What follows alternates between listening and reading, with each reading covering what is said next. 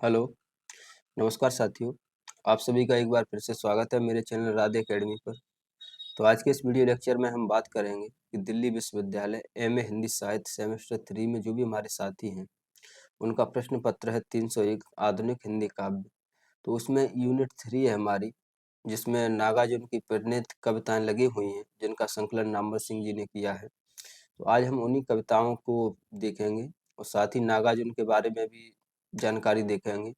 इस संकलन की हम भूमिका की बात करेंगे और जो कविताएं हमारे पाठ्यक्रम में लगी हुई हैं, उनकी व्याख्या देखेंगे और साथ ही प्रतिपाद्य देखेंगे। ठीक है दोस्तों, तो आइए देखते हैं हम।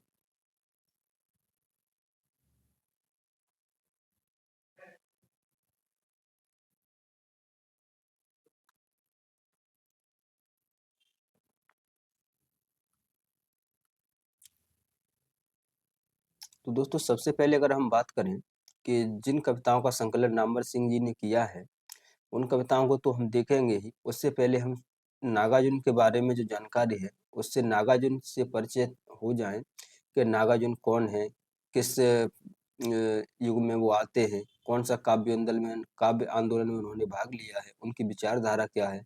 तो ये सब जानना जरूरी है, क्योंकि अगर किसी कवि को या लेखक को पढ़ रहे हैं तो सबसे पहले हमें उसकी विचारधारा पता होनी चाहिए। ठीक है, तो देखिए दोस्तों, नामवर सिंह जी के बारे में कि प्रगतिशील त्रयी के नागार्जुन का जन्म कब हुआ, उन्हें भी ठीक से मालूम नहीं था। जोड़ घटाव से मान लिया गया है कि 1911 के जून के किसी दिन वह पैदा हुए। नाम रखा गया ठक्कन मिश्र। ठीक है, यानी जो नागार्जुन का जो सबसे पहले नाम रखा गया वो ठक्कन मिश्र रखा गया था शुरू में। बाबा बैद्यनाथ के आशीर्वाद से जन्म हुआ था, इसीलिए परिष्कृत नाम रखा गया बैद्यनाथ मिश्र। ठीक है, तो आप ये जान लीजिए कि बैद्यनाथ मिश्र से नाम से तो आप परिचित होंगे उनसे, लेकिन जो सबसे पहला उनका नाम है वो ठक्कन मिश्र रखा गया। लेकिन जब बाद में जो नागार्जुन पैदा हुए थे तो वो बाबा बैद्यनाथ के आशीर्वाद से हुए थे, तो तब उनके परिवार ने उनका नाम बैद्यनाथ मिश्र रख दिया। ठीक, वह दरभंगा के मैथिल ब्राह्मणों के परिवार से थे। उनकी आरंभिक शिक्षा दीक्षा ग्राम की संस्कृत पाठशाला में हुई। बाद में फिर काशी और कलकत्ता में संस्कृत का अध्ययन किया। काशी में रहते हुए ही उन्होंने अवधी, ब्रज, खड़ी बोली आदि का भी अध्ययन किया। मातृभाषा मैथिली में वैदेह उपनाम से कविताएं लेखन की शुरुआत की। यानी सबसे पहले अगर जो साहित्य की बात करते हैं तो नागार्जुन ने जो मैथिली भाषा है उसमें सबसे पहले लिखना स्टार्ट किया शुरू में। और किस नाम से, तो वैदेह उपनाम से उन्होंने लिखना स्टार्ट किया मैथिली भाषा में। 1930 में मैथिली में लिखी उनकी पहली कविता छपी और 1932 में अपराजिता से उनका विवाह हुआ। यानी उनकी पत्नी का नाम क्या है, तो अपराजिता उनकी पत्नी का नाम है जिनसे उनकी शादी होती है। वे घुमंतु स्वभाव के थे। विवाह के बाद भी लगभग घुमंतु जीवन ही रहा। देशाटन भी किया। लंका में बौद्ध धर्म की दीक्षा ली और नाम बदलकर नागार्जुन कर लिया। यानी जो नागार्जुन है वो पहले बैद्यनाथ मिश्र के नाम से ही जाने जाते थे, लेकिन जब उन्होंने लंका में अपना भ्रमण किया, यानी वो एक बार लंका गए, तो वहां पर जाके अब उन्होंने जो बौद्ध धर्म है उसको अंगीकार किया, यानी बौद्ध धर्म को उन्होंने स्वीकार किया और अपने नाम में उन्होंने नागार्जुन नाम रख लिया अपना। ठीक है, खुद से उन्होंने अपना नाम क्या रखा, तो नागार्जुन। यही बौद्ध ग्रंथों का अध्ययन किया और काम चलाऊ अंग्रेजी और पाली भाषा सीखी। 1938 में भारत लौटे तो किसान आंदोलन में भागीदारी की। 3 बार जेल गई। 8-8 पृष्ठों की मैथिल काव्य पुस्तिका तैयार कर ट्रेन में बेची। मैथिली उन्हें यात्री उपनाम से पहचानती है। ठीक अब नेक्स्ट देखिए, नेक्स्ट है कि नागार्जुन जन कवि कहे जाते हैं। उनके काव्य की अंतर वस्तु का दायरा बृहद है। सामंती व्यवस्था और सोच, जीवन की विसंगतियों और अंतर विरोध, राजनीतिक व्यंग, निजी प्रसंग, प्रकृति चित्रण जैसे तमाम विषय उनकी कविताओं में उतरे हैं। अगर आप नागार्जुन के कविता साहित्य की बात करोगे या साहित्य की बात करोगे, तो उसमें सिर्फ उन्होंने एक दो दायरा नहीं लिए हैं। उनका साहित्य बहुत ही विस्तृत है और साथ ही उन्होंने हर पक्ष को लिया हुआ है, जीवन के हर पक्षों को उन्होंने टटोला है। जैसे उन्होंने सामंती व्यवस्था की सोच है, इस पर भी कविताएं की हैं। जीवन की विसंगति और अंतर्विरोधों को भी उन्होंने शामिल किया। राजनीतिक व्यंग के तो वे प्रमुख रहे ही हैं। निजी जीवन प्रसंग और प्रकृति चित्रण का जैसा रूप नागार्जुन को मिलता है, जो छायावाद में प्रकृति चित्रण हो रहा था, उसके बाद जब नागार्जुन आए प्रगतिवाद में, तो उन्होंने जो प्रकृति का चित्रण है वो अपने अनुसार गांव की जो प्रकृति होती है, भदेश प्रकृति बोलते हैं जिसे, उसका उन्होंने रूपांतरण किया। अरुण कमल उनकी कविताओं के बारे में कहते हैं, जो अरुण कमल हैं वो कह रहे हैं नागार्जुन की कविताओं के बारे में, कि मिथिला की रुचिर भूभाग से लेकर मुलुंड के अति सुदूर प्रवेश तक फैली हुई काव्य भूमि, बिहार के सामंती उत्पीड़न से लेकर अमेरिकी साम्राज्यवाद तक की शोषण श्रृंखला, भूमिहीन मजदूरों के दुर्दम संघर्ष से लेकर जूलियन रोजनबर्ग की महान संघर्ष गाथा और नितांत व्यक्तिगत जीवन दुख से लेकर बाकी सारे जगत के प्रसंगों से प्राप्त सुख दुख, मोतिया नेवले और दुखमती गाय तक के सुख, यह चौहदी है नागार्जुन के काव्य महादेश की। राजनीति और समकालीन संवाद की अपनी चर्चित कविताओं में उन्होंने व्यंग को हथियार की तरह इस्तेमाल किया। नामवर सिंह उन्हें कबीर के बाद हिंदी का सबसे बड़ा व्यंग्यकार बताते हैं। अगर आप नामवर सिंह की बात करोगे तो नामवर सिंह की नज़रों में नामवर सिंह ने जो सबसे बड़ा कबीर के बाद जो व्यंग्यकार माना है वह नागार्जुन को ही माना है। उनके पास कविता कहने के हजार ढंग थे, उनकी भाषा भी अपना तेवर बदलती रहती है। ठीक, अब हम उनके काव्य संग्रह हैं तो उनके प्रमुख काव्य संग्रह देख लीजिए। उनके प्रमुख काव्य संग्रह हैं युगधारा 1947, सतरंग पंखों वाली जिसका प्रकाशन 1959 है, फिर प्यासी पथराई आंखें 1962, भस्मांकुर 1971, तालाब की मछलियां 1975, खिचड़ी विप्लव देखा हमने 1980, तुमने कहा था 1980, हजार हजार बाहों वाली 1981, पुरानी ज्योतियों के कोरस 1983, इस गुब्बारे की छाया में 1989। ठीक है दोस्तों, अब हम नेक्स्ट बात करते हैं जो नागार्जुन की प्रतिनिधि कविताओं का संकलन नामवर सिंह जी ने किया, तो उसमें नामवर सिंह जी ने जो भूमिका दी हुई है नागार्जुन के बारे में, तो हम उसी भूमिका की बात करेंगे। तो देखिए कि नागार्जुन की कविताओं का चयन जितना जरूरी है उतना ही मुश्किल भी। यानी जो नामवर सिंह है वो सबसे पहले क्या बात कह रहे हैं कि नामवर सिंह की कविताओं का चयन जितना जरूरी है उतना मुश्किल भी, क्योंकि उन्होंने इतनी कविताएं लिखी हुई हैं। उनकी काव्य भूमि विप्लव और विषम भी है। विषम इतनी कि इस ऊंची नीची भूमि में समतल की अभ्यस्त आंखें अक्सर धोखा खा जाती हैं। ऊपर ऊपर से देखने पर जो अत्यंत सपाट वर्णन है वह भी अपने समूचे असर में इतना कवित्वपूर्ण होता है कि काव्यत्व की किसी एक जगह पर उंगली रखना कठिन है। उदाहरण के लिए एक कविता है नेवला। कविता काफी लंबी है। जेल का वातावरण, कैदियों के लिए नेवले के बच्चे की छोटी से छोटी हरकत भी महत्वपूर्ण है।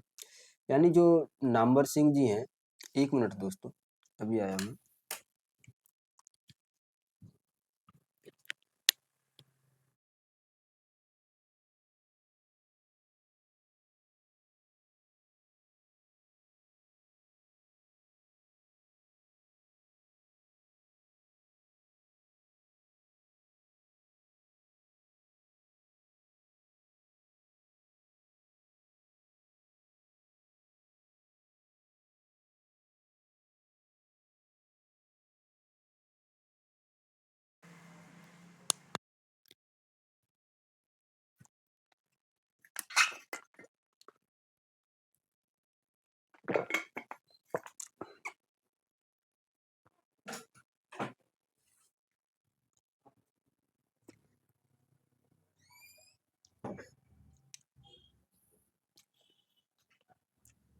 सॉरी दोस्तों। तो देखिए कि नागार्जुन उसका ब्यौरेवार वर्णन करते हैं रस ले लेकर। ताजा गोश्त का टुकड़ा सुतरंगी में टंगा है और नेवला बार बार छलांग रहा है और गुस्से से चीख रहा है, किर्र किर्र। यानी अगर आप नागार्जुन की कविता देखोगे तो उसमें आपको बिल्कुल सपाट लगेगी। उसमें बिल्कुल उन्होंने सरल भाषा लेकर कविताएं की हैं। तो उन्होंने जो नेवले पर कविता लिखी है उसी की बात कर रहे हैं नामवर सिंह जी, कि अब कोई पूछ सकता है कि इसमें कविता कहाँ है। नेवला अंततः नेवला ही रहता है, कोई प्रतीक नहीं बनता। फिर भी जेल की ऊब और अमानवीय वातावरण में उस छोटे से प्राणी का क्रियाकलाप कुछ ऐसा मानवीय प्रभाव पैदा करता है कि उसे कविता के अलावा और कोई नाम देना असंभव है। इसी तरह एक कविता है लालू साहू, जिसमें 63 वर्षीय लालू 60 वर्षीय पत्नी की चिता में अपने को डालकर सती हो गया है। यानी जो नागार्जुन है उन्होंने छोटे छोटे से प्रसंगों को लेकर, कोई घटना घट रही है उसी को लेकर कविताएं लिख दी हैं। इस अनहोनी घटना में ही शायद वह कवित्व है जिस पर नागार्जुन की दृष्टि गई, वरना स्वयं उसके वर्णन में न कहीं भावुकता है, न किसी तरह की कविताई ही। कवित्व की इसी कोटि में मैथिली की जोड़ा मंदिर शीर्षक कविता भी आती है, जिसमें बेटा अपने बूढ़े माँ बाप के मरने पर खेत में दोनों की याद में जोड़ा मंदिर बनवा देता है। नेक्स्ट देखिए, नेक्स्ट है कि जो वस्तु औरों की संवेदना को अछूती छोड़ जाती है, वही नागार्जुन के कवित्व की रचना भूमि है। यानी अगर आप कवियों की बात करोगे तो कवि ज्यादातर देखोगे तो वो गांव की जो प्रकृति है, जो बधिस प्रकृति बोलते हैं, जो जीवन के काम आती है प्रकृति, तो उसको जो कवि छोड़ देते हैं, नामवर सिंह उसी को उठा करके कविताएं रचते हैं। ठीक, इस दृष्टि से काव्यात्मक साहस में नागार्जुन अप्रतिम है। उन्हीं की बीहड़ प्रतिभा एक मादा सुअर पर पैने दांतों वाली कविता रच सकती है। यानी उन्होंने मादा सुअर पर भी कविता लिखी हुई है, जिसमें वो कहते हैं, देखिए कविता की पंक्तियां, कि जमुना किनारे मखमली दूबों पर प्लस की गुनगुनी धूप में पसर कर लेटी है, भरे पूरे 12 थनों वाली छैनों को पिला रही दूध। ठीक, तो जब वो मादा सुअर की कविता लिखते हैं तो उन्होंने इस प्रकार इसमें वर्णन किया है। तो नागार्जुन अपने खास अंदाज में कहते हैं कि यह भी तो मादरे हिंद की बेटी है, यानी यह भी तो हमारे ही हिंदुस्तान की बेटी है, यानी यह भी तो हमारे जीवन के अंग की एक हिस्सा है। इसी तरह कटहल भी कविता का कोई विषय है, लेकिन नागार्जुन है कि पके हुए कटहल को देखकर बेहक उठते हैं। आह क्या खूब पका है यह कटहल, आह कितना बड़ा है यह कटहल, आह कैसा महक महक करता है यह कटहल, आह किस किस पड़ा है, किस तरह पड़ा है चारों खाने चित। ठीक, तो जो कटहल कविता है उनकी, उसका वर्णन है ये। तो देखिए कि यही कटहल उनकी एक अन्य कविता में अनूठे उपमान के रूप में इस तरह आया है। यानी कटहल को उन्होंने एक कविता में और लिया हुआ है, जिसमें उन्होंने उपमान दिया हुआ है, जो देखिए कि दरिद्रता कटहल के छिलके जैसी जीभ से मेरा लहू चाटती आई है। यह कटहल के छिलके जैसी जीभ नागार्जुन की बीहड़ कल्पना में आ सकती थी। नागार्जुन की यही कल्पना रिक्शा खींचने वाले, फटी बिवाइयों वाले, गुट्ठल गट्ठों वाले, कुलिस कठोर खुरदरे पैर के चित्र भी आंकती है, और उसकी पीठ पर फटी बनाइयां भी नीचे क्षार अम्ल, विगलनकारी दाहक पसीने का गुणधर्म भी बतलाती हैं। मनुष्य के ये वे रूप हैं जो नागार्जुन न होते तो हिंदी कविता में शायद ही आ पाते। नेक्स्ट देखिए कि इसी तरह यथार्थ के वे रूप जिन्हें शिष्ट और सुरुचिपूर्ण कवि विभत्स समझकर छोड़ देना ही उचित समझते हैं, नागार्जुन की साहसिक कल्पना से काव्य का रूप प्राप्त करते हैं। जैसे उनकी एक कविता है कि प्रभु तुम कर दो बमन, होगा मेरी क्षुधा का समन। जैसी पंक्तियां लिखने का साहस नागार्जुन ही कर सकते थे, इसी प्रकार ग्राम में अश्लील और बधिर कहलाने का खतरा उठाकर भी वे फैल गया है दिव्य मूत का लवण सरोवर, तथा एक दूसरे का ग्रह अंग सूंघ रहे हैं, जैसी पंक्तियों के द्वारा आज की कुत्सा को मूर्तिमान करने का साहस रखते हैं। वैसे संस्कृत काव्य शास्त्र में 9 रसों के अंतर्गत बीभत्स की भी गणना की गई है, और खाना पूरी के लिए थोड़ी बहुत बीभत्स की रचनाएं भी हुई हैं, किंतु नागार्जुन पहले कवि हैं जिन्होंने सामाजिक राजनीतिक संदर्भ में बीभत्स को एक नई शक्ति प्रदान की। ठीक है दोस्तों। दोस्तों, अगर आप नागार्जुन की ये भूमिका नामवर सिंह जी ने जो भूमिका दी हुई है, अगर आप इसको पढ़ लोगे तो आप नामवर सिंह से कोई भी क्वेश्चन आता है उनके काव्य वैशिष्ट को लेकर, तो उसका प्रश्न आप आसानी से लिख सकते हो। ठीक है, ज्यादा पढ़ने से बेहतर है कि इस भूमिका को आप अच्छी तरह से समझ लीजिए, इसी से आप कोई भी प्रश्न आराम से बना सकते हो। नागार्जुन की इसी साहसिक प्रतिभा की अमर दृष्टि है मंत्र कविता, जो कलात्मक प्रयोग में भी अप्रतिम है। यदि निराला की कुकुरमुत्ता सन 40 की मन स्थिति की ऐतिहासिक दस्तावेज है, तो सन 69 की मन स्थिति को सशक्त बाणी नागार्जुन की मंत्र कविता में ही मिली। विडंबना यह कि वो हमेशा हमेशा करेगा राज मेरा पोता, यह उक्ति जैसे भविष्यवाणी की तरह सच होने को आई।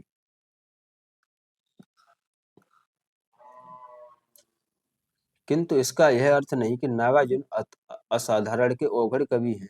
उनकी कविता का संसार वस्तुतः वह लोक सामान्य जीवन ही है, जिसे अति सामान्य समझकर अन्य कवि आंखें मूंद लेते हैं।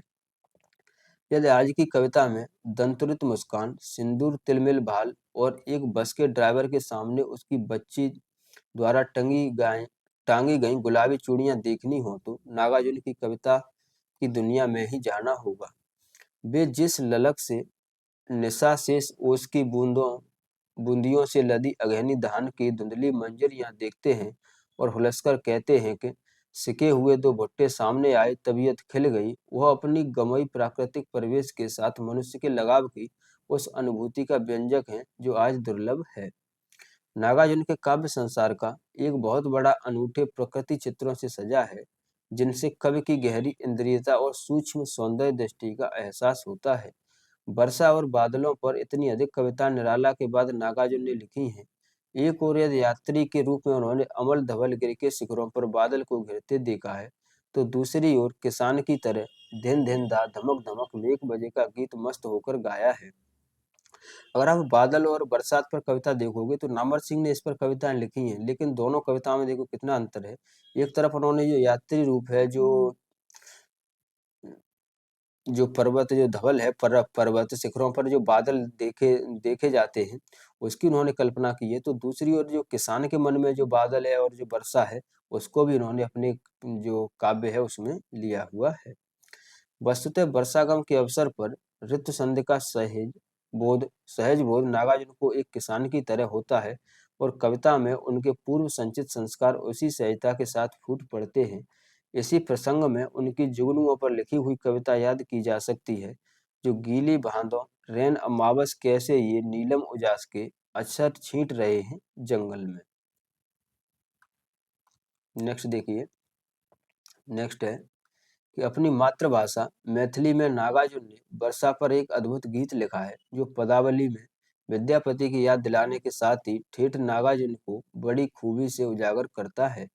जैसे जिसकी टेक है कि श्याम घटा सित बिंजुरी रेह, गोया विद्यापति की पंक्ति हो, इसके बाद आते हैं स्वयं नागार्जुन कि फांक इजोतक तिमिरक थार, निबिड़ विपिन अति पातर धार, दारिद उर लक्ष्मी जनहार, लोहक चादर तानिक चानिक तार।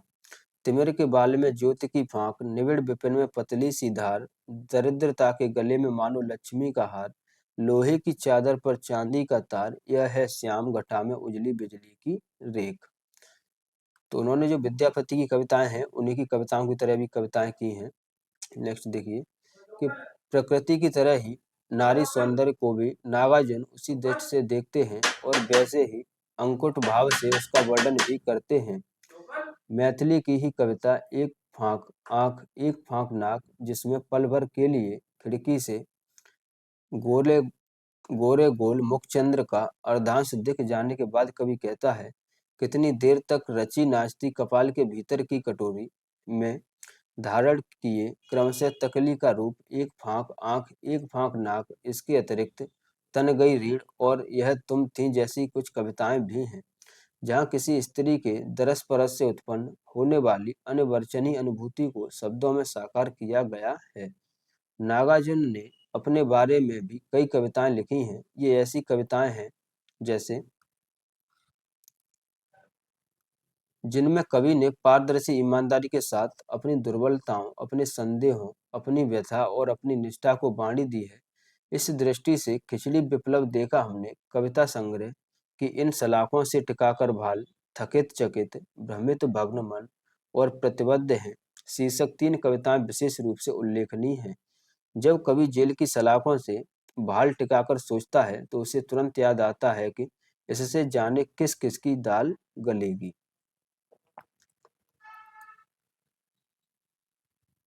नेक्स्ट देखिए कि इसी प्रकार जब मन थकित चकित भ्रमित भग्न होता है तो उससे आशंका होती है, तो क्या मुझे भी बुढ़ापे में पुष्टई के लिए वापस नहीं जाना है किसी मठ के अंदर। इस क्रम में सबसे दिलचस्प है अपनी प्रतिबद्धता की घोषणा। नागार्जुन प्रतिबद्ध ही नहीं संबद्ध भी है और आबद्ध भी है। प्रतिबद्ध हैं अपने आप को भी व्यामोह से बारंबार उबारने की खातिर, संबद्ध हैं सबसे और किसी से नहीं और न जाने किस किस से, आबद्ध हैं स्वजन परिजन के प्यार की डोर में, बहुरूपा कल्पना रानी के आलिंगन पास में, तीसरी चौथी पीढ़ी के दंतुरित शिशु सुलभ हास में। कहने की आवश्यकता नहीं कि नागार्जुन के ये विचार आचार से पुष्ट हैं, इसीलिए इनमें सच्चाई की ताकत है। किंतु नागार्जुन की सबसे अधिक मोहक और आत्मीय कविताएं वे हैं जिनमें वे स्वयं अपने ऊपर हंसते हैं और कहते हैं कि यह देखिए, नागार्जुन ने अपने ऊपर भी कविताएं लिखी हुई हैं और अपना उन्होंने वर्णन किस प्रकार किया है, तो ये देखिए कि यह बनमानुष, यह 70 साला उजबक, उमंग में भरकर सिर के बाल नोचने लग जाता है, अकेले में बजाने लगता है सीटियां आए दिन। ठीक, जो कवि अपने प्रति इतना निर्मम है, उसे दूसरों के प्रति भी निर्मम होने का पूरा अधिकार है, और कहने की आवश्यकता नहीं कि नागार्जुन इसी अधिकार के साथ आज की व्यवस्था पर प्रहार करते हैं। इस प्रहार में धार वहां आती है जहां आवेश संयत होकर व्यंग का रूप ले लेता है और कत्थई दांतों की मोटी मुस्कान बेतरतीब मूछों की थिरकन बन जाती है। जब वे देखते हैं कि कांग्रेसी नेता दिल्ली से लौटे हैं कल टिकट मार के, खिले हैं दांत ज्यों दाने अनार के, तो नागार्जुन आए दिन बाहर के गाते हुए नाचने लगते हैं। इसी तरह भारत में ब्रिटेन की रानी के आने पर स्वागत की धूमधाम देखकर नागार्जुन ने गाया, आओ रानी, यहाँ रानी होगा, आओ रानी हम डोएंगे पाल की, यही हुई है राय जवाहर लाल की। एक जगह नौटंकी के गीत की और दूसरी जगह लोकगीत की झोंक लगाकर नागार्जुन ने व्यंग को अनूठी धार दे दी है।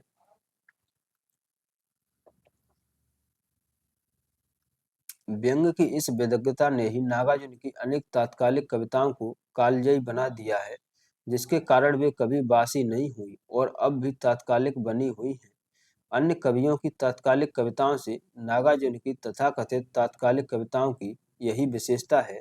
इसीलिए यह निर्विवाद है कि कबीर के बाद हिंदी कविता में नागार्जुन से बड़ा व्यंग्यकार अभी तक कोई नहीं हुआ।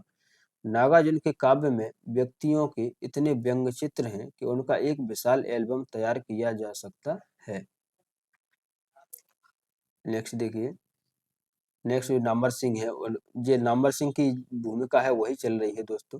देखिए कि नागार्जुन की गिनती न तो प्रयोगशील कवियों के संदर्भ में होती है, न नई कविता के प्रसंग में, फिर भी कविता में रूप संबंधी जितने प्रयोग अकेले नागार्जुन ने किए हैं उतने शायद ही किसी ने किए हों। ठीक, कविता की उठान तो कोई नागार्जुन से सीखे और नाटकीयता में तो वे जैसे लाजवाब ही है, जैसी सिद्ध छंदों में वैसा ही अधिक बेछंद और मुक्त छंद की कविता पर उनके बात करने का हजार ढंग है, और भाषा में भी बोली के ठेठ शब्दों से लेकर संस्कृत के संस्कारी पदावली तक इतने स्तर हैं कि कोई भी अभिभूत हो सकता है।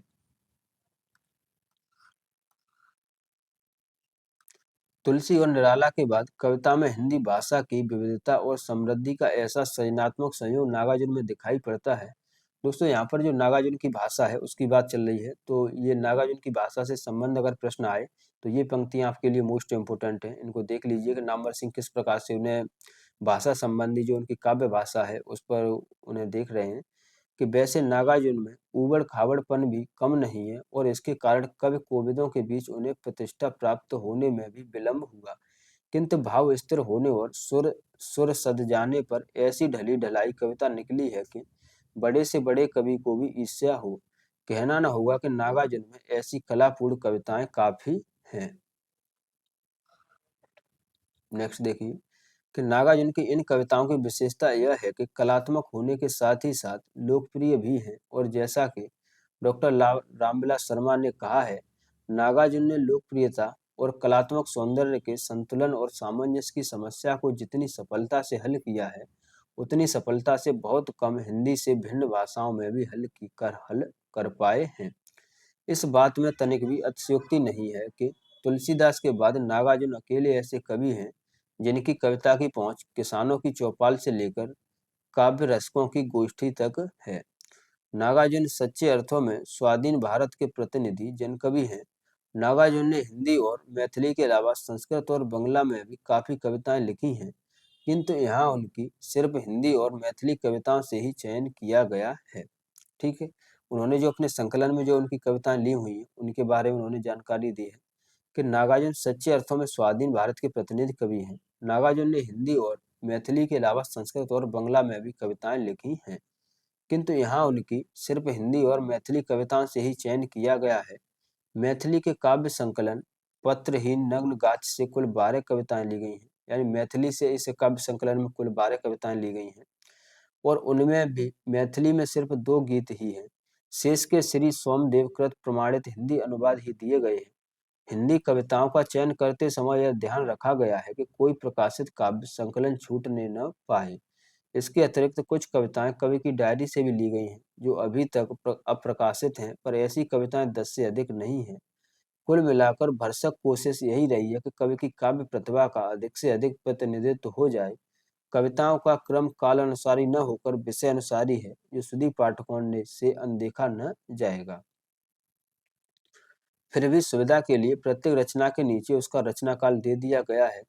कविताओं के चयन की पूरी जिम्मेदारी संकलनकर्ता की है, फिर भी अंतिम संचयन स्वयं कवि को दिखलाकर उसकी मोहर लगवा ली गई है। ठीक।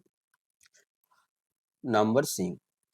तो दोस्तों यहाँ तक हमने नामवर सिंह के बारे में देखा, नामवर सिंह के साहित्य के बारे में देखा, उनकी कविताओं के बारे में देखा, और साथ ही जो नामवर सिंह हैं उन्होंने नागार्जुन को किस प्रकार देखा वो भी हमने देखा हुआ है।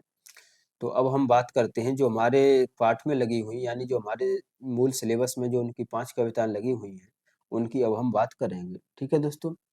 तो सबसे पहले जो उनकी कविता है वह है प्रतिबद्ध हूँ।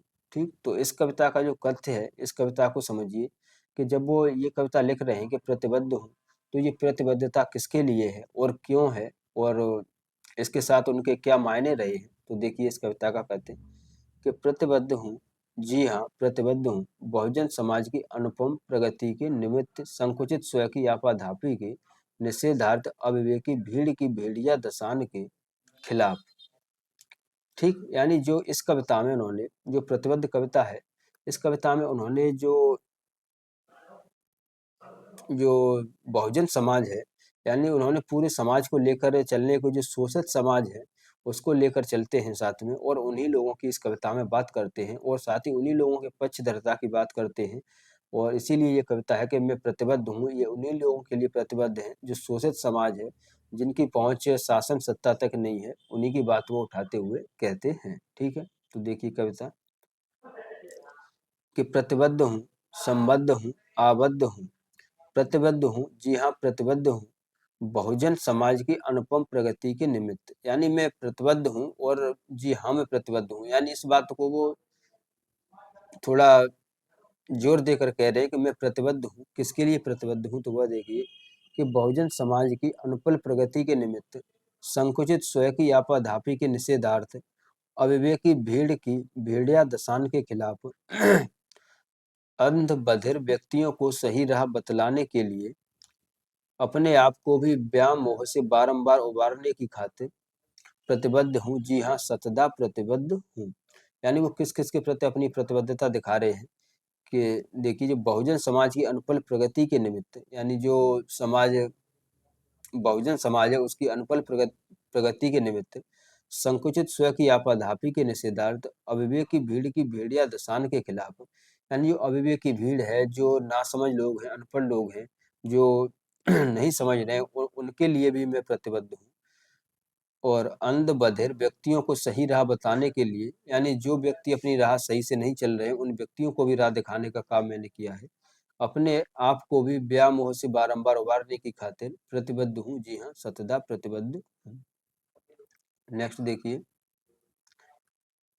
कि संबंध हूँ, जी हाँ संबंध हूँ, सचर अचर सृष्टि से, शीत से, ताप से, धूप से, ओस से, हिमताप से, राग से, द्वेष से, क्रोध से, घृणा से, हर्ष से, शोक से, उमंग से, आक्रोश से, निश्चय अनिश्चय से, संशय भ्रम से, क्रम से, व्रत क्रम से।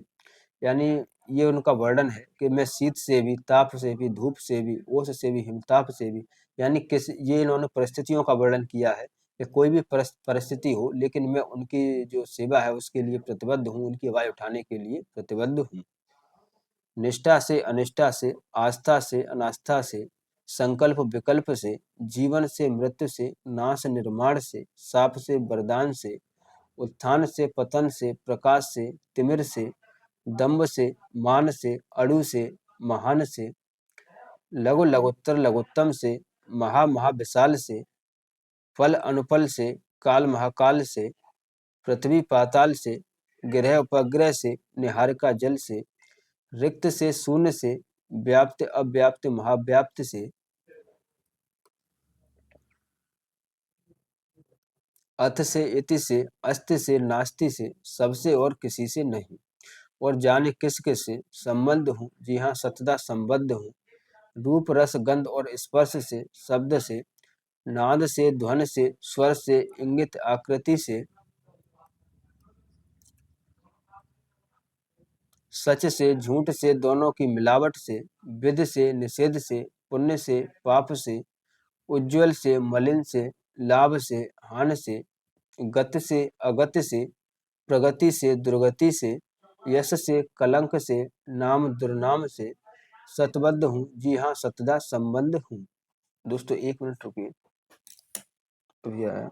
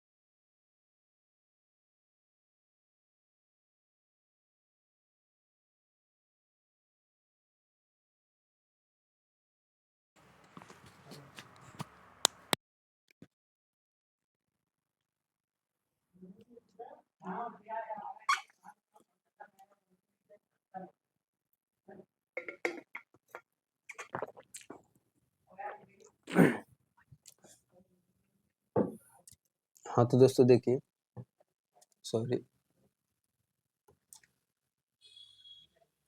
कि आबद्ध हूँ, जी हाँ आबद्ध हूँ, स्वजन परिजन के प्यार की डोर में, प्रियजन के पलकों की डोर में, सप नीली रातों के भोर में, बहुरूपा कल्पना रानी के आलिंगन पास में, तीसरी चौथी पीढ़ियों के दंतुरित शिशु सुलभ हास में, लाख लाख मुखड़ों के तरुण हुलास में आबद्ध हूँ, जी हाँ सतदा आबद्ध हूँ।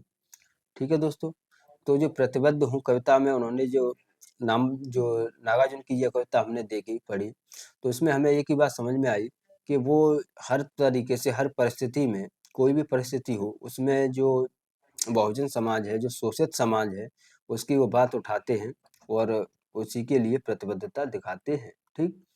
और जो नेक्स्ट कविता है हमारी, वह बादल को घिरते देखा है। तो इस कविता का कथ्य देखिए कि यह कविता नागार्जुन की कविता संग्रह युगधारा में संकलित है। यानी जो बादल को घिरते देखा है, ये कविता उनकी जो काव्य संग्रह है उनका युगधारा उसमें संकलित है। घुमक्कड़ प्रवृत्ति के कारण वे जगह जगह घूमते थे और इस यात्रा को जी भरकर जीते थे, महसूस करते थे, उन अनुभवों को अपनी कविता का अंग बनाते थे। बादल को गिरते देखा है कविता में उन्होंने मानसरोवर यात्रा की मनोरम स्मृतियों को उकेरा है। ठीक है दोस्तों, तो ये बात ध्यान रखना कि वो मानसरोवर यात्रा पर गए हुए थे नागार्जुन, तो उन्होंने इसी का वर्णन इसमें कविता में किया है, जिसमें वे दुर्गम घाटियों के मनोरम दृश्य का वर्णन करते हैं। छोटी छोटी नदियों, झीलों, ओस की बूंदों, हंस के झुंड, सूर्य की स्वर्णिम किरणों, चकवा चकवी, किन्नर किन्नरियों, कस्तूरी सुगंध, अलकापुर राज्य, धनपत कुबेर, कवि प्रिया को संदेश भेजने वाला बादल, बादलों को आपस में गरजना बरजना, देवदार के वन कुटिया, सुगंधित फूल कोमल कोमल उंगलियों से बंसी बजाते नाचते गाते सभी को बहुत ही मनोरम चित्रण किया है, जो निश्चय ही उस सौंदर्य को निहारने अवलोकन करने के लिए प्रेरित करता है। तो दोस्तों एक प्रकार से ये कविता जो उनका प्रगतिवादी जो मानसिक है, मानसिकता है उनकी, तो प्रकृतिवादी, तो उस वह भी इस कविता में देखने को मिलेगा। तो ठीक है, आइए देखते हैं, अब कविता पाठ करते हैं कि अमल धवल गिर के शिखरों पर बादल को घिरते देखा है। ये कविता एक प्रकार से दोस्तों इस प्रकार से भी पढ़ना कि अगर आप छायावाद में जो प्रसाद की कामायनी थी, उसमें भी जो मानसरोवर है उसका वर्णन किया गया है, कैलाश पर्वत का वर्णन किया गया है, वहाँ पर शिव जी की कल्पना की गई थी। और अगर आप निराला की कविता राम की शक्ति पूजा में देखोगे तो उसमें भी कैलाश पर्वत की कल्पना की गई है और उसमें वहाँ पर शिव का स्थान बताया गया है।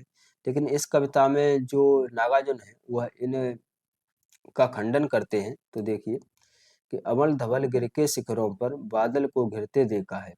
यानी जो अवल धवल है यानी जो पर्वत है उसके गिर यानी अवल धवल यानी जो कैलाश पर्वत है उसके शिखरों पर जब मैं जाता हूँ तो मैंने वहाँ बादल को घिरते हुए देखा है। छोटे छोटे मोती जैसे उसके शीतल तुहिन कणों को मान सरोवर के उन स्वर्णिम कमलों पर गिरते देखा है, बादल को गिरते देखा है। यानी जो जब वो मानसरोवर पर गए वहां पर उन्होंने कैलाश पर्वत पर देखा तो छोटे छोटे मोती जैसे उसके शीतल तुहिन कणों को मानसरोवर के उन स्वर्ण कमलों पर गिरते देखा है, बादल को गिरते देखा है। यानी ये ओस की बूंदें हैं, जो पारे की बूंदें हैं।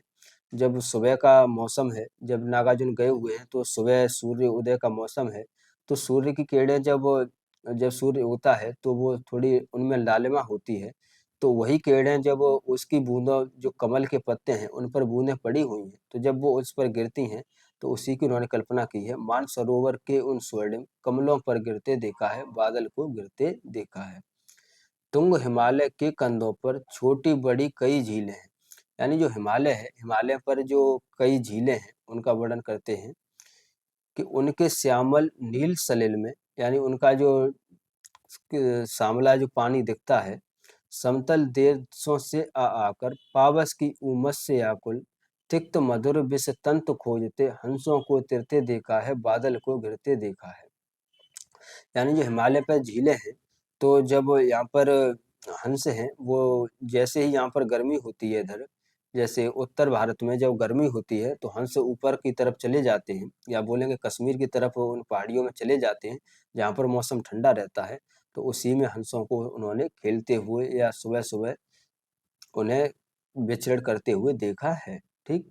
नेक्स्ट देखिए कि ऋतु बसंत का शुभ प्रभात था, यानी बसंत ऋतु है, उसका शुभ प्रभात है। मंद मंद था अनिल बहरा यानी धीमे धीमे हवा चल रही है। बालारुण की मृद किरणें थी अगल बगल स्वर्णाक शिखर थे। यानी बालारुण यानी जो सूर्य है, यहाँ बालारुण यानी छोटा सूर्य, बोलिए कि सूर्य उदित ही हो रहा है तो बालारुण की मृद मृद किरणें थी यानी सूर्य की धीमे धीमे किरणें आ रही थी। अगल बगल स्वर्णाभ शिखर थे, एक दूसरे से विरहित हो अगल बगल रहकर ही जिनको सारी रात बितानी होगी।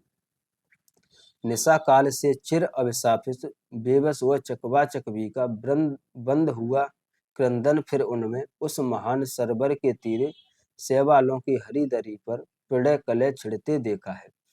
तो ये इतनी पंक्ति एक साथ देखिए कि इस दृश्य में वो क्या बता रहे हैं कि सुबह का सूर्य है वो उदित हो रहा है और सुबह का सूर्य जैसे ही उदित होता है तो जो चकवा चकवी पक्षी हैं उनका उन्होंने प्रसंग लिया हुआ है कि ये रात में इनके साथ एक वो है धारणा चलती है कि इन्हें रात में ये एक दूसरे से बिछुड़ जाते हैं और जैसे ही सुबह होता है तो फिर ये आपस में फिर मिल जाते हैं। तो सुबह जैसे ही हो रहा है तो वही चकवा चकवी आपस में अपनी प्रणय लीला कर रहे हैं। शैवालों की हरी दरी पर यानी जो झील है उस पर जो शैवाल है यानी जैसे हम काई बोलते हैं तो उसी पर वो आपस में प्रणय कर रहे हैं। प्रलय कलय छिड़ते देखा है, बादल को गिरते देखा है। अब देखिए नेक्स्ट नेक्स्ट है कि दुर्गम बर्फानी घाटी में सत सहस्त्र फुट ऊंचाई पर अलख नाभ से उठने वाले निज के ही उन्माद परिमल के पीछे धावित हो होकर तरल तरुण कस्तूरी मृग को अपने पर चिढ़ते देखा है, बादल को घिरते देखा है। अब ये दूसरा दृश्य देखिए, दूसरा दृश्य क्या है? तो एक हिरन का बच्चा है कि तो हिरन की नाभि से कोई सुगंध निकलती है। तो वो जब हिरन की नाभि से सुगंध निकलती है तो वो उस सुगंध को सुनकर पागल सा हो जाता है और वह सोचता है कि ये सुगंध कहाँ से आ रही है। उसे ये ध्यान नहीं रहता कि ये सुगंध उससे ही निकल रही है। तो उसी का वर्णन है कि दुर्गम बर्फानी घाटी में सत सहस्त्र फट ऊंचाई पर अलख नाभि से उठने वाले यानी अपनी ही नाभि से उठने वाले निज के ही उन्मादक परिमल के पीछे धावित हो होकर तरल तरुण कस्तूरी मृग को यानी जो तरल तरुण यानी छोटा ही जो हिरन का बच्चा है उसको अपने पर चढ़ते देखा है, बादल को गिरते देखा है। ठीक। अब जो नेक्स्ट पंक्ति है यहाँ से देखिए, अब ये वह है जो मानसरोवर की या जो कैलाश पर्वत की कल्पना की गई है कामायनी में, उसका वो खंडन कर रहे हैं, उसी का जवाब दे रहे हैं नागार्जुन प्रसाद की जो कामायनी है। क्योंकि अगर कामायनी की बात करोगे तो कामायनी 1936 की रचना है, और जो इनकी जो बादल को घिरते घिरते देखा है, यह कविता 1939 की कविता है। तो 3 साल बाद ही जब नागार्जुन ये कविता लिख रहे हैं और उसका वर्णन कर रहे हैं, तो किस प्रकार कि कहाँ गया धनपति कुबेर वह, कहाँ गई उसकी वह अलका, नहीं ठिकाना कालिदास के व्योम प्रवाही गंगा जल का। ढूंढा बहुत परंतु लगा क्या, मेघदूत का पता कहीं पर, कौन बताए वह छायामय, बरस पड़ा होगा न यहीं पर। जाने दो हुआ कब कल्पित था, मैंने तो भीषण जाड़ों में, नवचुंबी कैलाश शीर्ष पर, महामेघ को झंझानिल से गरज गरज भिड़ते देखा है, बादल को गिरते देखा है। यानी जो कैलाश पर्वत की कल्पना जो कामायनी में की गई कि वहाँ पर शिव रहते हैं, कैलाशवास है, वहाँ शिव पार्वती रहते हैं। तो जब नागार्जुन जाते हैं तो वो कहते हैं, जब उन्होंने देखा कि वहाँ तो कोई नहीं है, तो वो कह रहे हैं कि कहाँ गया धनपत कुबेर हुआ, कहाँ गई वो इसकी अलका, नहीं भरोसा कालिदास के ब्रोम प्रवाही गंगा जल का। यानी और जो कालिदास की कल्पना की गई थी कि कालिदास ने जो मेघदूतों द्वारा, यानी जो मेघदूत लिखा हुआ था, यानी बादलों के माध्यम से जो संदेश पहुंचाए थे, तो वो बादल कहाँ है वो अभी मुझे नहीं दिख रहा। और अंत में वो कहते हैं कि जाने दो वो कब कल्पित था, यानी जाने दो, छोड़ो, वो तो कवि की कल्पना थी। और वास्तविक सच्चाई है उसको वो बता रहे हैं कि मैंने तो भीषण जाड़ों में, नवचुंबी कैलाश शीर्ष पर, महामेघ को झंझानिल से गरज गरज भिड़ते देखा है, बादल को गिरते देखा है। नेक्स्ट है, नेक्स्ट देखिए कि सत सत निर्झर निर्झर निकल, मुखरित देव दारू कानन में, शोणित धवल भोज पत्रों से, छाई हुई कुटी के भीतर, रंग बिरंगे और सुगंधित फूलों से कुंतल को साजे, इंद्र नील की माला डाले, शंख सरी के सुगढ़ गलों में, कानों में कोले लटकाए, सतदल लाल कमल बेड़ी में, रजत रचित मण खलित कलामय, पान पात्र द्राक्षा सब पूरित, रख सामने अपने अपने, लोहित चंदन की त्रिपदी पर, नरम निदाग बाल कस्तूरी, मृग छालों पर पलथी मारे, मदिरारूढ़ आंखों वाले उन्मद किन्नर किन्नरियों की, मृदुल मनोरम अंगुलियों को बंसी पर फिरते देखा है, बादल को गिरते देखा है। तो यहाँ पर दोस्तों ये पूरे स्टेंजा को यहाँ से समझिए, इन पंक्तियों से जो किन्नर किन्नरी हैं, यानी जो वहाँ पर जो आदिवासी समाज है वह वहाँ पर रहते हैं, तो उनका उन्होंने वर्णन इसमें किया हुआ है। तो वो उनका रहना खाना पीना कैसे होता है, तो उसी का वर्णन है। शुरू से देखिए कि सत सत निर्झर निर्झर निकल, मुखरित देवदारू कानन में, शोषित धवल भोज पत्रों से, छाई हुई कुटी के भीतर। यानी जो किन्नर किन्नरी हैं, जो आदिवासी समाज है, वो वहाँ पे कैसे रह रहा है कि देवदारू के पेड़ों की छाया से वन में उन्होंने जो कुटिया अपनी बनाई हुई है, भोजपत्रों के धवल पत्रों से वहाँ पर जो कुटिया बनाई हुई है, उसी कुटिया में वो बैठे हुए हैं। रंग बिरंगे और सुगंधित फूलों से कुंतल को साजे, यानी उनकी कुटिया के आसपास रंग बिरंगे फूल हैं, उससे उनकी कुटिया सजी हुई है। इंद्र नील की माला डाले, संग सरी के सुगढ़ गलों में, यानी उनकी जो आदिवासियों का उन्होंने जो जो शरीर है उसका वर्णन करते हुए वो कह रहे हैं कि वो इंद्रनील की माला डाले हैं, यानी जो इंद्रनील यानी भगवान शिव की जो माला है वो अपने गले में डाले हैं। शंख सुरी के सुगढ़ गलों में, यानी अपने गलों में वो माला डाले हुए हैं। और साथ ही कानों में कुबले लटकाए, सतदल लाल कमल बेड़ी में, यानी कानों में वो कुंडल पहने हुए हैं, उसकी बात कर रहे हैं कि रजत रचित मणि खलित कलामय, पान पात्र दाक्षा सब पूरित, यानी सामने उनको ये जो पान पात्र है वो रखे हुए हैं, रखे सामने अपने अपने, लोहित चंदन की त्रिपदी पर, यानी जो चंदन की लकड़ी है उस पर वो रखे हुए हैं उनके पान पात्र, और उस पर नरम निदाग बाल कस्तूरी, मृग छालों पर पलथी मारी, यानी जो उनकी त्रिपति रखी हुई है उस पर एक तरफ उन्होंने जो अपना पीने का सामान है यानी पान पात्र है वो रखा हुआ है, और साथ ही जो नरम निदाग बाल कस्तूरी, और उन्होंने जो हिरन है, हिरन के छोटा जो बच्चा है उसके मांस को भी भुना हुआ है, वह भी उस पर रखा हुआ है। बाल कस्तूरी मृग छालों पर पलथी मारे, यानी जो और हिरन की जो खाल है उसी पर वो पालथी मारे बैठे हुए हैं। 1 मिनट दोस्तों।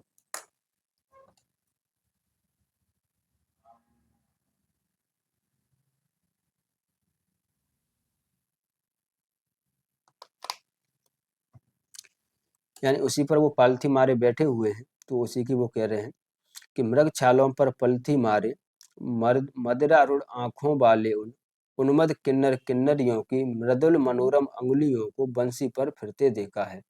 यानी वो अपना खाना पीना कर रहे हैं और साथ में फिर बाद में बंसी बजा रहे हैं, उसको उन्होंने देखा है और बाद में कहते हैं बादल को गिरते देखा है। ठीक है दोस्तों, तो ये भी कविता हमारी हो गई। दोस्तों इस कविता से मैंने व्याख्या नहीं ली है क्योंकि इसके किसी भी भाग से, इसमें कई स्टैंजा हैं, सबकी व्याख्या लेनी थी, तो मैंने इसको ऐसे ही समझा दिया है। तो आप उम्मीद है कि एग्जाम में आएंगी तो आप इन पंक्तियों को, इनसे जो पंक्ति आएंगी उनकी व्याख्या आप कर दोगे। ठीक। अब नेक्स्ट बात करते हैं, वह है बहुत दिनों के बाद जो इनकी कविता है। इस कविता को देखिए, तो सबसे पहले हम इस कविता के प्रतिपाद्य की बात करें तो इस कविता का प्रतिपाद्य है कि प्रस्तुत कविता बहुत दिनों के बाद कवि नागार्जुन जी के द्वारा लिखित है। कवि नागार्जुन की यह कविता युगधारा नामक काव्य संग्रह से ली गई है। यानी यह कविता भी उनके युगधारा काव्य संग्रह से ली गई है। कवि एक लंबे समय के बाद अपने चिर परिचित गांव में आता है। यानी नागार्जुन तो घुमक्कड़ू थे, वो तो घूमते रहते थे, देशाटन करते रहते थे। तो जब वो बहुत दिनों के बाद अपने गांव में आते हैं तो वहां पर उन्होंने और यहाँ अपूर्व आनंद तथा परितोष का अनुभव करता है। इस उल्लास को कवि ने शब्द, स्पर्श और रस और गंध के 5 बिंबों के माध्यम से व्यक्त किया है। कवि प्रस्तुत कविता में बताते हैं कि बहुत दिनों के बाद मुझे ग्रामीण प्रकृति का रमणीय एवं मोहक रूप देखकर आनंद का अनुभव हुआ। मैंने वहाँ की सुनहरी फसलों को मुस्कुराते पाया, धान कूटती युवती किशोरियों को मस्त होकर कोमल कंठों से गीत गाते हुए देखा। बहुत दिनों के बाद मैंने गांव में ताजे ताजे मोलसिरी के फूलों की सुगंधित दिव्य सुगंध का अनुभव किया। बहुत दिनों के बाद मैंने पगडंडी पर बिखरी चंदन वर्णी धूल को छूकर अनुभव किया। कवि गन्ने के रस चूसे कवि ने गन्ने के रस चूसे उपयुक्त पूरे काव्य में कवि ग्रामीण वातावरण का वर्णन कर रहे हैं जो शहर में दुर्लभ है। ठीक है दोस्तों, तो कवि जब बहुत दिनों के बाद अपने गांव में गए हुए हैं तो उसी का वर्णन है। तो देखिए, गांव में जाते ही वो क्या करते हैं कि बहुत दिनों के बाद अब की मैंने जी भर देखी पकी सुनहली फसलों की मुस्कान। यानी जब मैं बहुत दिनों के बाद अपने गांव में गया तो वो जब अपनी फसलों की खेतों की तरफ गए तो उन्होंने क्या देखा कि अब की मैंने जी भर देखी पकी सुनहली फसलों की मुस्कान।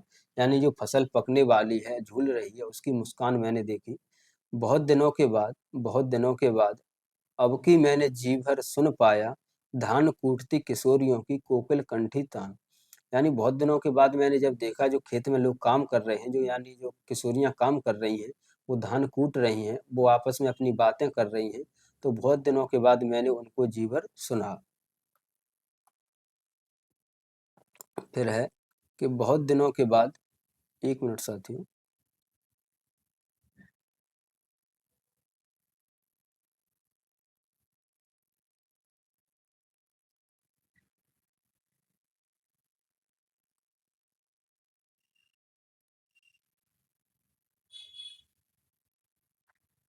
हाँ।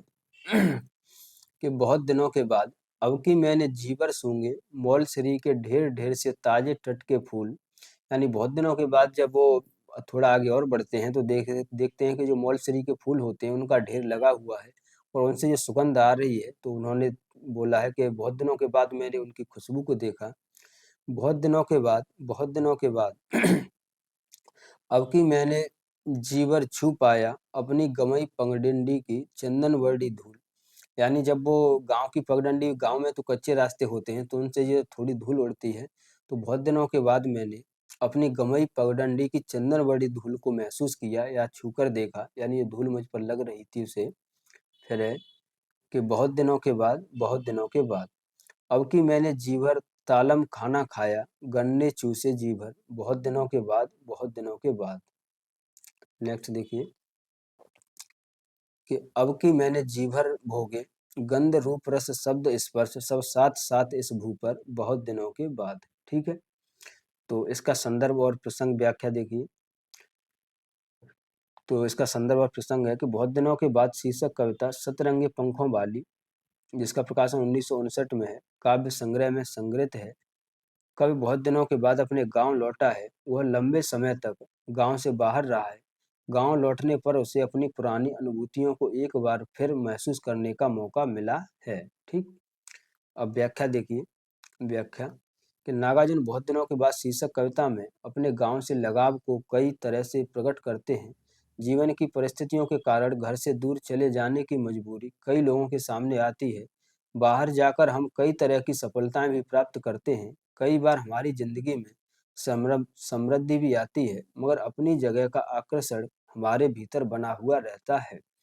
नागार्जुन इन्हीं परिस्थितियों के बीच अपने गांव को लौटे हैं और वे कह रहे हैं कि बहुत दिनों के बाद मैंने सुनहले रंग की पकी फसलों को मुस्कुराते हुए जीवर देखा है।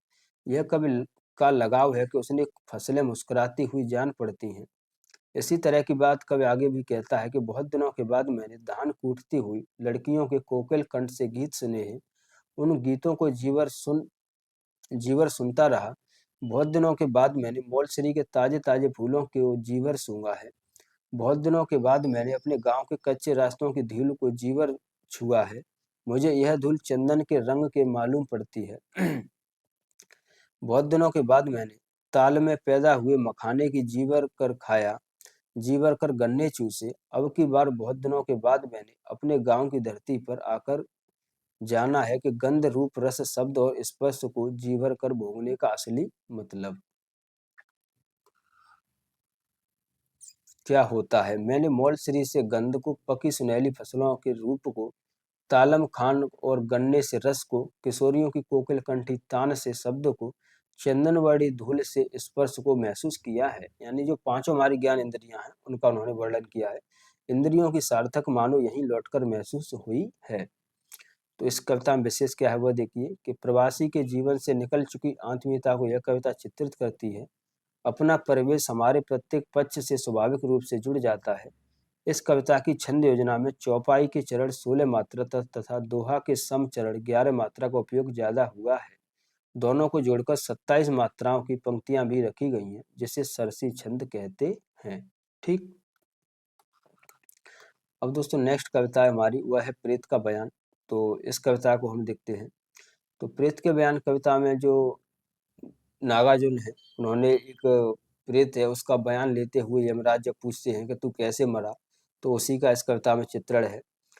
तो देखिए नागार्जुन को यह आदमी आदमी के दुख को सुनने को तैयार नहीं है, वो प्रेत के बयान को भी सुनने को तैयार है। उसके उससे भी उनकी संवेदनाएं जुड़ती हैं। तो देखिए कविता का कथ्य है कि इस कविता में स्वाधीन भारत की व्यवस्था पर व्यंग किया गया है। फैंटेसी के उपयोग द्वारा यहाँ भारत के सामाजिक आर्थिक यथार्थ पर प्रहार किया गया है। एक मास्टर के प्रेत के बयान से स्पष्ट किया गया है कि अन्न भाव ने उस दौर के राष्ट्र निर्माता कहे जाने वाले शिक्षक की जान ले ली। यानी इस कविता में देखोगे तो एक मास्टर है, उसकी मृत्यु हो जाती है। तो प्रेत बनकर जब वो ऊपर जाता है यमराज के यहाँ पर, तो यमराज जब उससे सवाल पूछते हैं कि तेरी मृत्यु कैसे हुई, तो वो बताता है कि मुझ पर अन्न का अभाव था, मेरी परिस्थितियां ऐसी थी। तो वही बात है इसमें। तो देखिए कि जिस राष्ट्र का शिक्षक भूख से तड़प कर मरे, उस देश के बच्चों और नौजवानों को वह किस राष्ट्र प्रेम का उपदेश दे। और भारतीय लोकतंत्र में तानाशाही का यह हाल था कि उस शिक्षक का प्रेत तक आतंक से साए में जी रहा था। व्यंग की धार को तीक्ष्णतर करने के लिए यहाँ फैंटेसी का सहारा लिया गया है। वैज्ञानिक तौर पर इस तथ्य से हर कोई परिचित है कि यमराज की अदालत में हुई सुनवाई और प्रेत का बयान निश्चित ही कवि नागार्जुन ने नहीं सुनी होगी। यह शुद्ध फैंटेसी है, किंतु इस फैंटेसी द्वारा उस दौर का सामाजिक यथार्थ चित्रित हुआ है। भारतीय लोकतंत्र की समाज व्यवस्था और शासकीय दशा पर दर्ज यह तीक्ष्ण व्यंग घोर जुगुप्सा उत्पन्न करता है। यह उस लोकतंत्री समाज व्यवस्था का चित्र है जिसमें भूख से हुई मृत्यु के बावजूद प्रेत तक अपने पूर्व जन्म का सच कहने का साहस नहीं करता। शोषण और दमन दंश की ऐसी यातना जीवन भर झेलता है कि अभ्यासी होकर मृत्यु लोक तक में उस पर आतंक का साया मंडराता है और यमराज को महाराज पुकारता है। ठीक है, तो अब हम कविता पाठ करते हैं जो प्रेत का बयान है उसे। तो देखिए कि सबसे पहले जो यमराज है वह पूछ रहे हैं ये प्रेत से, यानी उसी मास्टर से, कि ओरे प्रेत, कड़क कर बोले नरक के मालिक यमराज, सच सच बतला कैसे मरा तू भूख से, अकाल से, बुखार काला बाजार से, पेचिश बद जमे से, प्लेग महामारी से, कैसे मरा तू सच सच बतला। यानी जो यमराज है वो सवाल पूछते हुए कहते हैं कि तू कैसे मरा, भूख से मरा, अकाल से मरा, बुखार काल बाजार से मरा, पेचिश से मरा या प्लेग से मरा, कैसे मरा तू सच सच बतला। खड़ खड़ खड़ खड़ हड़ हड़ हड़ कांपा हुआ हाड़ों का मानो मानवीय ढांचा, नचाकर लंबे चमचों सा पंच गुरा हाथ, रूखी पतली किट किट आवाज में प्रेत ने जवाब दिया। यानी प्रेत की अवस्था क्या है, यानी प्रेत की मानवीय दशा क्या है, वो आप देखिए कि उसके हाथ कांप रहे हैं और उसकी हड्डियां दिख रही हैं हाथों की, तो उसकी हालत क्या रही होगी। तो वो कहता है कि महाराज सच सच कहूंगा, झूठ नहीं बोलूंगा, नागरिक हैं हम स्वाधीन भारत के, यानी वैसे तो हम स्वाधीन भारत है उसके नागरिक हैं। देखिए वो अपना परिचय किस प्रकार दे रहा है कि नागरिक हैं हम स्वाधीन भारत के, पूर्णिया जिला है सूबा बिहार के सीवान में, थाना दमदाहा, बस्ती रूपौली, जात का कायस्थ, उम्र कुछ अधिक 55 साल की, पेशा से प्राइमरी स्कूल का मास्टर था। यानी यह मेरी स्थिति थी, मैं बिहार का रहने वाला था, स्वाधीन भारत में रहने वाला था, और जात मेरी कायस्थ है, 55 साल की मेरी उम्र है, और मेरा पेशा है, यानी जो मेरा काम है वह क्या है, प्राइमरी स्कूल का मास्टर था। किंतु भूख या क्षुधा नाम हो जिसका, ऐसी किसी व्याधि का पता नहीं हमको, सावधान महाराज नाम नहीं लीजिएगा हमारे समक्ष फिर कभी भूख का। यानी फिर वो कह रहा है कि कभी भी जो भूख है, क्षुधा है, उसका नाम हमारे सामने मत लीजिए, ऐसी क्या वस्तु है वह हम नहीं जानते। वो मास्टर ही कह रहा है कि सावधान महाराज नाम नहीं लीजिए हमारे समक्ष उस कभी भूख का। नेक्स्ट देखिए कि निकल गया भाव का आवेग, तदमंतर शांत स्तंभित स्वर में प्रेत बोला, जहां तक मेरा अपना संबंध है सुनिए महाराज, तनिक भी पीर नहीं, दुख नहीं, दुविधा नहीं, सरलता पूर्वक निकले थे प्राण, सह नहीं सकी आंत जब पेचिश का हमला। यानी जो मेरी जब मृत्यु हुई थी तो उसमें मुझे उसमें तनिक भी दुख नहीं हुआ था, क्योंकि जो मेरी मृत्यु वो कैसे हुई, सह न सकी आंत जब पेचिश का हमला। जब मुझे बीमारी हुई तो मेरे अंदर इतनी क्षमता ही नहीं थी कि मैं उनसे लड़ सकता, यानी मेरी जजी बिसाही खत्म हो गई थी, तो ऐसे ही मेरी मृत्यु हुई। ठीक, फिर है लास्ट में कि सुनकर दहाड़ स्वाधीन भारतीय प्राइमरी स्कूल के भुखमरे स्वाभिमानी सुशिक्षित प्रेत की, रह रह निरुत्तर महामहिम नरकेश्वर। यानी जैसे यमराज ने उनकी ये दशा सुनी तो यमराज भी निरुत्तर हो गए और उन्हें भी समझ नहीं आया कि इसके साथ क्या हुआ है। ठीक है, तो इसी कविता के माध्यम से उस दौर में जो भुखमरी फैली हुई थी उसका चित्रण नागार्जुन ने किया है। और नेक्स्ट कविता है उनकी अकाल और उसके बाद। ठीक है दोस्तों, तो अब अकाल और उसके बाद कविता को देखिए कि इस कविता का कथ्य क्या है। तो ये अकाल जब हुआ था दोस्तों उस दौर में जब भुखमरी फैली थी, तो इस कविता में भी उन्होंने अकाल का वर्णन किस प्रकार किया है। मात्र 8 लाइन की ये कविता है और 8 लाइनों में ही उन्होंने कितना कुछ कह दिया है, उसे देखिए कि अकाल और उसके बाद कविता नागार्जुन द्वारा रचित चाक्षुष बिंबों से युक्त महत्वपूर्ण, अत्यंत मार्मिक एवं हृदयग्राही कविता है। इस कविता का रचना काल 1962 है। 8 पंक्ति की यह कविता अकाल और उसके बाद की स्थिति की चित्रात्मक व्यंजना करती है। चित्र ग्रामीण भारत के जीवन से लिया गया है। पूरी कविता में आशा व निराशा का दृश्य है। अकाल की परिस्थिति में समस्त प्राणियों की जो स्थिति होती है उसके यथार्थ चित्रण को बिंबित करते हुए यह कविता हमारे जीवन के संबंधों को रेखांकित करती है। कवि आम आदमी के वास्तविक यथार्थ स्थिति परिस्थिति का चित्रण कर जन सामान्य की खुशहाली के द्वारा देश की खुशहाली का गुणगान करते हैं। कवि अकाल की स्थिति में मनुष्य तो क्या अन्य जीवों की भी भयंकर कारुणिक यंत्रणा भोगा हुआ यथार्थ को प्रस्तुत कर रहा है, जिसमें सभी सजीव निर्जीव वस्तुओं को अकाल के समय व उसके बाद की स्थिति को बयां करते हुए दिखाया गया है। यह कविता किसी एक आम आदमी के घर की व्यथा नहीं, बल्कि भारत के हर एक एक घर की कहानी रहती है। कवि ने जीव व निर्जीव वस्तुओं का उदाहरण लेकर आम जन की यथार्थ स्थिति का कच्चा चिट्ठा लोग के सामने खोलकर रखा दिया है। साथ ही निराशा में आशा का संचार है। किस प्रकार से विपरीत परिस्थितियों में मनुष्य को जूझना चाहिए उसकी ओर भी संकेत किया गया है। ठीक, ये कविता का कथ्य है कि कविता में क्या हुआ है। तो अब देखिए, अब हम कविता पाठ करते हैं। तो कविता देखिए कि कई दिनों तक चूल्हा रोया चक्की रही उदास, कई दिनों तक कानी कुतिया सोई उनके पास, कई दिनों तक लगी भीत पर छिपकलियों की गश्त, और कई दिनों तक चूहों की भी हालत रही शिकस्त। यानी ये 4 पंक्तियों में दोस्तों जो अकाल है उससे पहले की जो दशा है उसका उन्होंने वर्णन किस प्रकार किया है। ओनली 4 पंक्तियों में कि कई दिनों तक चूल्हा रोया चक्की रही उदास, यानी कई दिनों तक न तो घर में चूल्हा सुलगा है और जो चक्की है यानी जो चकिया होती है जिससे आटा पीसते हैं, सॉरी गेहूं पीसते हैं, आटा बनता है, तो वह भी उदास है क्योंकि घर में अनाज नहीं है, तो वह भी नहीं चल रही है।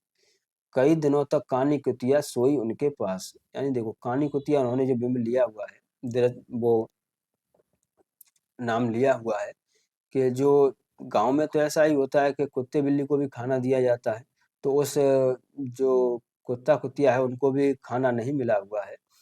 कई दिनों तक लगी भीत पर छिपकलियों की गश्त, कई दिनों तक चूहों की भी हालत रही शिकस्त, यानी चूहे छिपकली सभी भूखे हैं क्योंकि सभी एक ही श्रृंखला में चलते हैं। अब अकाल के बाद का वर्णन देखिए कि दाने आए घर के अंदर कई दिनों के बाद, धुआं उठा आंगन से ऊपर कई दिनों के बाद, चमक उठी घर भर की आंखें कई दिनों के बाद, कोए ने खुजलाई पांखें कई दिनों के बाद। ठीक, तो जैसे ही घर में अन्न के दाने आते हैं तो फिर उसमें क्या होता है कि दाने आए घर के अंदर कई दिनों के बाद, धुआं उठा आंगन के ऊपर कई दिनों के बाद, यानी जैसे ये घर में अनाज आता है, फिर से जो चक्की चलती है उससे आटा बनता है, फिर से चूल्हा जलता है, और फिर से जब चूल्हा जलता है तो आंगन से धुआं उठता है। तो उसी का वर्णन है कि चमक उठी घर भर की आंखें कई दिनों के बाद, यानी जैसे ही ये सब होता है तो पूरा घर भर के लोग हैं वह फिर से उनकी आंखों में चमक आ जाती है कि अब फिर खाने को मिलेगा कुछ। और फिर कोए ने खुजलाई पाके कई दिनों के बाद, यानी कौआ बैठा हुआ है वह भी ये सब देख रहा है, तो कोए ने भी अपनी पांखें खुजलाई, यानी अपने पंख से अपनी चोंच को खुजलाया कि अब मुझे भी कुछ खाने को मिलेगा। ठीक, तो इसकी व्याख्या देखिए दोस्तों। तो संदर्भ है कि अकाल और उसके बाद शीर्षक कविता सतरंगी पंखों वाली 1959 काव्य संग्रह में संग्रहित है। इस कविता का प्रसंग अकाल की घटना से जुड़ा है। अकाल से बेबस ग्रामीण जीवन के सांकेतिक दृश्य इस कविता में व्यक्त हुए हैं। यहाँ मनुष्य को सामने रखे बगैर अकाल की भयानकता को प्रस्तुत किया गया है। व्याख्या देखिए, व्याख्या है कि नागार्जुन ने 8 पंक्तियों की इस कविता को 2 हिस्सों में संरचित किया है। 4-4 पंक्तियों के इन 2 टुकड़ों में व्यवस्थित तरीके से बातें रखी गई हैं। पहले टुकड़े में अकाल और दूसरे टुकड़े में उसके बाद का चित्रण है। वैसे तो अकाल के अनेक आयाम हैं। इस कविता में दाने अर्थात अनाज के माध्यम से अकाल और अकाल के बाद की स्थिति की कुछ झांकियां हमारे सामने रखी गई हैं। इस कविता के प्रतीक और संकेत महत्वपूर्ण हैं। तो वो कौन कौन से हैं देखिए कि पहली 4 पंक्तियों की शुरुआत इस टुकड़े से होती है कि कई दिनों तक, यानी इसी तरह अंतिम 4 पंक्तियों की समाप्ति इस टुकड़े से होती है कि कई दिनों के बाद। इस कविता की प्रत्येक पंक्ति में 27 मात्राएं हैं और प्रत्येक पंक्ति में ऊपर के 2 टुकड़े क्रम से 8 और 11 मात्राओं की आवृत्ति को देखकर कहा जा सकता है कि कवि के पास कुल मिलाकर बहुत कम जगह बची है अपनी बात कहने के लिए। कविता सशक्त हो पाई है और अपनी प्रतीकात्मकता और सांकेतिकता के कारण। तो ये तो कविता की जो विशेषता है कि इतनी छोटी कविता में इतनी बड़ी बात कैसे कही, उसका चित्रण है। और नेक्स्ट है कि पहली 4 पंक्तियों में नागार्जुन बताते हैं कि अकाल का हाल यह है कि कई दिनों तक उस घर में चूल्हा जलने की नौबत नहीं आई। घर में पकाकर खाने लायक कुछ था ही नहीं। चक्की भी कई दिनों तक उदास रही क्योंकि घर में पीसने के लिए अनाज था ही नहीं। चूल्हा और चक्की को लक्ष्मी मानते हैं, उन्हें पवित्र मानते हैं, मगर अकाल ने ऐसी बेबसी दे दी है कि चूल्हे चक्की के पास कानी कुतिया रोज सोती रही, मगर उसे हटाने का ख्याल किसी के मन में नहीं आया। ऐसा पहले तो नहीं होता था जब घर में अनाज ही नहीं था, तब रात में दिया बत्ती जलाने की नौबत भला कहाँ से आती। इसके लिए तेल की जरूरत थी।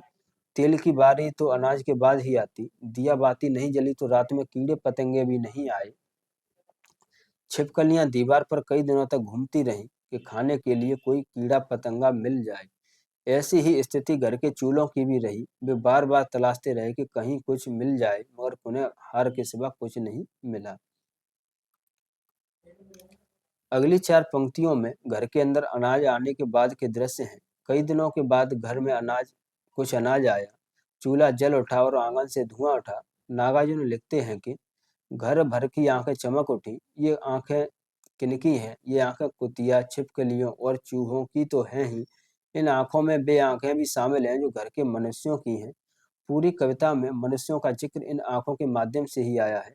सांकेतिकता की ऐसी क्षमता इस कविता को महत्वपूर्ण बनाती है। और अंत में नागार्जुन लिखते हैं कि कोय ने कई दिनों के बाद कुछ जूठन खाकर अपनी चोंच को पोंछने के लिए अपने पंखों को खुजलाया है। ठीक, तो विशेष देखिए, विशेष है कि अकाल पर इतनी सटीक कविता हिंदी में कम ही लिखी गई है। अकाल की भयावहता को भाषा की भयावहता के बिना प्रस्तुत कर देना इस कविता की सफलता है। शोक का सहारा लिए बगैर यह कविता करुणा का आख्यान करती है। यह कविता कुछ घरेलू विवरणों के माध्यम से मनुष्य की त्रासदी को व्यक्त कर रही है। 27 मात्राओं की पंक्तियां इस कविता का निर्माण हुआ है। 16 और 11 मात्रा पर यति है, अंत में लघु है। यह सरसी छंद है। चौपाई का एक चरण 16 मात्रा और दोहा का सम चरण 11 मात्रा मिलाने से सरसी छंद बनता है। ठीक है दोस्तों, तो यहाँ पर हमने नागार्जुन के बारे में देखा दोस्तों, और नागार्जुन की कविताओं के बारे में देखा। और हम नेक्स्ट वीडियो में बात करेंगे कि नागार्जुन पर जो प्रश्न आते हैं उस प्रश्न का प्रारूप देखेंगे। तो मिलते हैं दोस्तों नेक्स्ट वीडियो में। धन्यवाद। अगर दोस्तों आपको ये वीडियो पसंद आए तो कृपया लाइक करिए और ज़्यादा से ज़्यादा अपने दोस्तों को शेयर कीजिए। और साथ ही मेरे टेलीग्राम चैनल राधे अकेडमी को ज्वाइन कर लीजिए। उसका लिंक आपको मेरे वीडियो को डिस्क्रिप्शन में मिल जाएगा। धन्यवाद दोस्तों।